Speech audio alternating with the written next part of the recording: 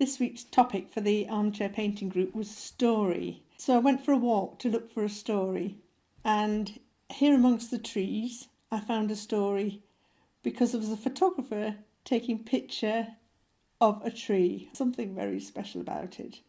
First of all, if you look closely, you can see there's a big hole in the tree. It's as if an animal has moved in or something. I just wondered who lived there. And then secondly, there was something mysterious about the tree and the one next to it. They seemed to be joined. So across the canal, on the other side of the canal, I had a look. And yes, that was the case. The big tree looked like it was an oak tree because it has that really rough bark that oak trees have.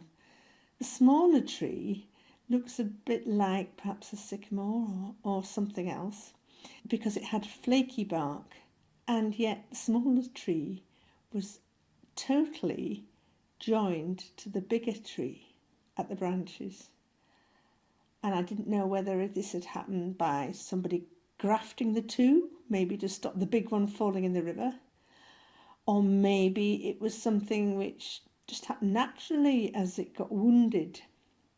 And I looked closer still at the wounds on the trees, and I realised they're very, very much like people's when we have wounds in our skin and how they heal. So I started with the composition, and the first thing I did was work out what it is I wanted the picture to say. So I wanted to concentrate on the tree, which I now called a crutch tree because the little tree was working as if it was a crutch. And I thought, well, I really need to have the person in it as well, Bob. So I took a photograph of him with his walking stick, leaning on his walking stick, because to me, I could see the connection between a person leaning on a stick and the big tree leaning on the smaller tree and being supported by the smaller tree so it didn't fall in the canal. So in the composition, the focus was on the crutch tree, and to the right of the crutch tree was the person looking down. And after I sketched it in, I did the colours and the shadows.